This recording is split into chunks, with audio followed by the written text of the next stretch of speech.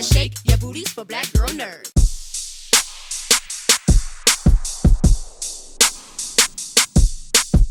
Hello, I am so excited to talk with you about this show. In general, whenever there's like a Neil Gaiman production, you know it's going to be wild. It's going to be out of this world. One thing I love about it is that when you're trying to portray another person, you kind of have those benchmarks of things that you can relate to. But when you're portraying a concept, like death and like Lucifer, you know, like a demon in dreams, how do you go about kind of getting into that headspace? We'll start with you, Gwen. It's a challenge. It's a real challenge, but it's also, there's great liberty in it and great freedom, because not only do you have your guide in the form of the comics, which I think are brilliant, and I think that idea of Lucifer felt so fresh, but also Neil and Allan were very open to my contribution, to my interpretation and what I felt about this. And I actually, you know, I looked at some more archetypal Lucifer references. I had played the part before on stage many years ago in Dr. Faustus, and it was something that bothered me. I felt like I wanted to do it again. I wanted to try and find it. I felt like possibly I could get my head around it in a different way. And it came about at a time when the pandemic was just beginning, and I think many of us were in that period of confinement, forced to reflect, and it allowed me to really think about what the concept of evil is and how it arrives to us on a human level, and also that evil is a choice. I like that. So kind of switching to you, Kirby, that in the same vein, was there anything specifically that you brought to your character? Yeah, I mean, I hope so. Yeah.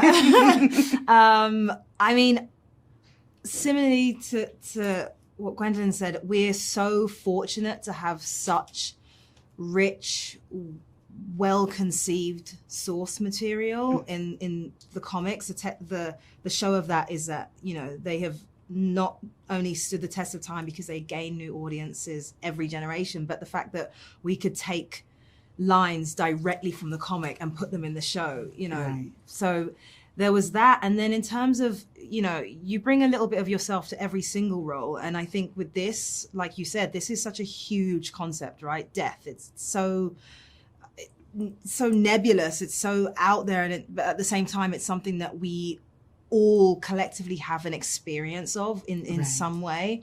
And I think for me, it's drawing upon my own experiences and my own emotions and feelings about it.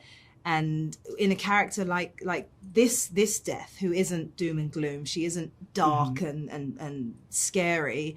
It's going, well, essentially she is the best case scenario of death. And what would I want the best case scenario to be? And that is that whoever this person is at their end is safe, is not scared, and has comfort. And so that's what I brought to the role. I love that. They make Death and Lucifer look very good. Yeah. For you, Jenna, I love that your character was kind of revamped a little bit to make sure that they were part of the storyline. What's it like kind of jumping into something that, you know, kind of has their source material, but now it's switched up a little bit? Yeah, I feel, you know, we're very true to the comic book. And obviously I think it's, you know, Constantine is obviously a very iconic and famous character, and I feel like this is a lot more of like the passing, the meeting of Dream and Constantine on their different perspective kind of paths. Right. So for me, it was the John Constantine that everyone knows is absolutely is the character and is totally entrenched. It's just on terms of timeline, kind of at the point where she's at the top of her business game, but everything else is still. I don't think there's anything that's particularly. The essence is still completely there. Right. Well, business is good. I am so looking forward to other people being able to watch. Thank you so much for taking this time to talk with me. Thank you very much. I am I always love these kind of Neil Gaiman adaptations, and they're always so big and the world is so huge. And your character, especially within the first couple of episodes, is very vulnerable, you know, despite having so much power. So tell me about kind of embodying Dream and what that process was like. I mean, it was a long process simply because the casting process was so long, and so there was an opportunity to really think about it. It took sort of 8 months from my first meeting to finally getting the job. And I think that the first way into it was that, unlike any other job I've done before, that we all had 2,500 pages of some of the greatest literature, you know, of the last 30 years. And when you have that kind of Bible to dig into and to read over and over again, it can't help but get inside you.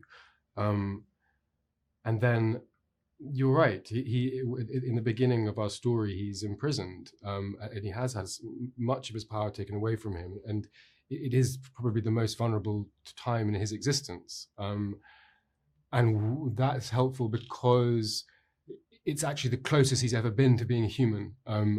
And I think it was a great way for me to start because it was obviously closer to me than to being this, you know, eternal being. Omnipotent being, exactly. Right. Well, for you, Vivienne, in terms of the librarian, she's kind of the right-hand man, you know, keeping everything together. The boss. Right, sorry, exactly. sorry, no, I like that, yes. Well, what I wonder about is 300 years has passed, and I know in the mortal realm that's probably a little bit different than your realm, but still a lot of changes have occurred, and not many have been great. How do you keep the spirits up in that? How do you keep hope alive that your dream will return to you? Well, I think that the dreaming is such an important and sacred place. We all have dreams. The Corinthians says, "Are men not governed by their dreams?" So it doesn't discriminate. We all go there. It's our unconscious mind where we're the most free. It's our deepest fantasies, fears, all of it is happening. So for Lucienne, she knows this, and she knows the important work of Morpheus. And because she knows Morpheus so well, she always knew he would return because he takes his work and humanity of the world and curating these dreams and nightmares very seriously. So I think that is what kept her going. That is what made her stay. And because she knew that he would return. And when he returned, she wanted to be the being that rebuilds with him. It's going to be an absolutely interesting and like kind of dramatic encounter, you know, and undertaking to try to get this world back to kind of where it needs to be. In general, we'll start with you, Tom. If you had to describe the show in 3 words, just 3. I know we're doing it. No, we're not going to do one. It's the human condition. No, I won't do that. No, in 3. Oh, we spot it now, haven't you? So I've got to say something else. Yeah, exactly. In 3 words, I would say it is about dreams, love, and fear. Okay, all right. Oh God, can I use one that I've used before? Yeah, the human condition. That's right. If it fits, it fits. Yeah. So, do you know what I mean? Yeah. Cinderella said. Or is it just the human condition? Is that 3? Yeah, that's the 3. That's I'm not mad at Stacey, it. come on. The I is a love word. it. Well, thank you guys so much for talking with me about this amazing show. I can't wait for more people to see it. And of course, I wish you the absolute best. Oh, thank you so much. Lovely to meet you. And we are here today to talk about this fun little show. I wanted to start with you, Vanesu. So Rose, a lot of her journey is just about discovering who she is, like literally, figuratively, kind of all of the above. Was there anything within her story that you kind of related to that helped you with the character? Gosh, I related to her a lot. We have a lot of similarities naturally. So, you know, from the first reading of my audition, of my tapes, I just naturally kind of I already naturally knew how I wanted to play her. And I can't remember the exact specifics, but I know that we have a lot of similarities. Because you are a destructive whirlpool of disaster who destroys lives when you crash into their dreams. So that's a coincidence. You know, I feel very alone, but Rose made me feel less alone. Yeah, we have a lot of, it's just, and I went on a journey with her. Mm-hmm. At the same time, she was expanding, I was expanding. I was expanding my idea of what she could be, and I suppose by default what I could be, and I'm still doing that. Mm-hmm. I just, you know, had a really nice evolution. We're just almost the same. It was really weird. We have a lot of similar traits. So that was a privilege to be able to play. I love that. Yeah, I can't wait till we see more of that evolution and of that growth. Now, Stephen, I know it's funny because when you're portraying another person, you kind of have a good foundation. You understand what it's like to be a person. But when you're portraying the concept of a dream world, where do you get your foundation from? And spoiler alert, I'm even playing a human settlement. I'm playing a village. It's the first time I've ever played a village. But no, I suppose I hung it all on to the fact that Gilbert is actually based on a real person, that the Gilbert he becomes in order to visit the waking world is based on a writer called G.K. Chesterton, Gilbert Chesterton. And so in that sense I knew, and that's how I looked, you know, the glasses and the moustache. And so it was a character I could fit into because I was aware of that style of old English gentleman, if you like, a vanished breed, but a kindly soul, which is a nice thing to play. And I also, like you, expanded only to be the size that he was. So you notice my big chin.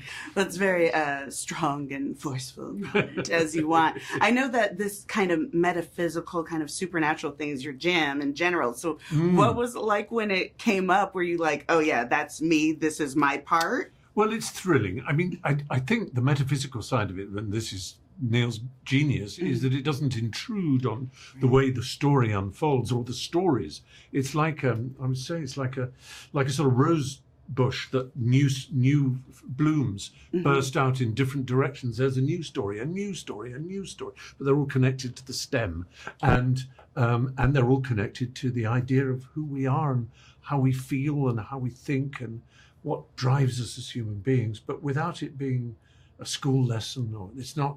It's a very rare talent to be about something, but not to be a lecture. You know, but to be a thrilling story. And it's up to the person watching the story to go, oh, that makes me think of this, or that makes me think of that. He doesn't tell you to think of it. You know? That's, I think, because you haven't seen it yet, I'm sure you'll feel the same.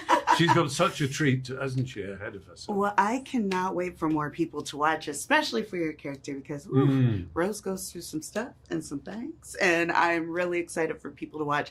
Thank you so much for taking this time to talk with me, and I wish you the best. And the series. Dickensian horror of Jed when he's staying with Barnaby. Oh, of course. Wow, that's amazing, isn't it? Little Jed is an incredible boy, wasn't he? He was such fun as well. Yes. It's good cheeky times soul. all around. Yeah, lovely to see you.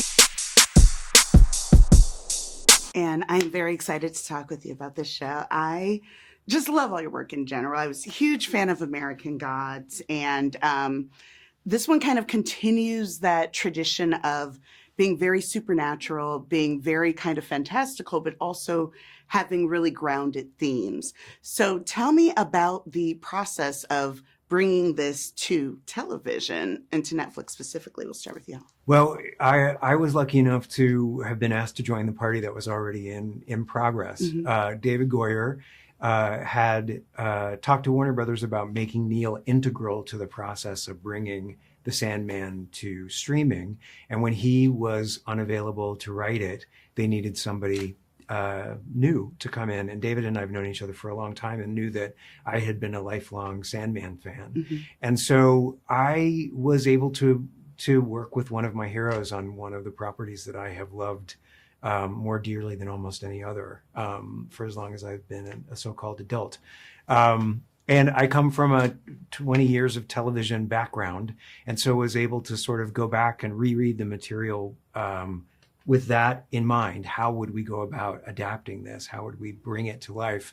And I found that Neil was just an incredibly open and generous and playful collaborator, in that there were no questions that couldn't be asked. There was nothing we couldn't sort of examine, and with the shared goal of wanting to bring it to life in the best possible way, to make it look and feel and sound as much like Sandman as possible. So, well, Neil, talk about that experience of kind of having your work in, someone else's hands. And specifically, was there anything that you couldn't do maybe on the page that the movie or that the series would allow you to do? Definitely. I mean, that was part of the fun. Part of the reason for doing it was to explore some of those places where there just wasn't enough, 24 pages per comic, 6 panels per page. You only have so much real estate. There are only so many storylines you can follow, which meant that especially in The Doll's House in the second half, we get to really just sort of lean in and expand stuff. And, I love the fact that the Serial Killers Convention really takes place over 3 whole episodes, and you going gradually, and we get to do a whole bunch of stuff that if I'd had the space and the time back in those Doll's House issues, I would have loved to have done that stuff, but I didn't. And we do. So that was glorious. But also there's a level on which part of the fun really is just having living actors landing the lines, having, there are things that don't change at all. Dream meeting Hobgaddling in the pub every 100 years is straight from the comic. There's barely half a dozen lines of dialogue in there that weren't in the comic. But it has an emotional effect that's so different from the comic, because it's not people who are drawn on paper. It's fleshed actually out. Exactly. They're breathing. You can hear the poetry in the lines. You can hear those places where I snuck into iambic pentameter. Yes. You can now actually hear that rather than have to read it and fail to notice it. Well, I think it's such an incredible feat, and I thank you guys so much for taking time to talk with me a little bit about it. I can't wait for others to watch. And I wish you guys the best. Thank you so much. Thank you.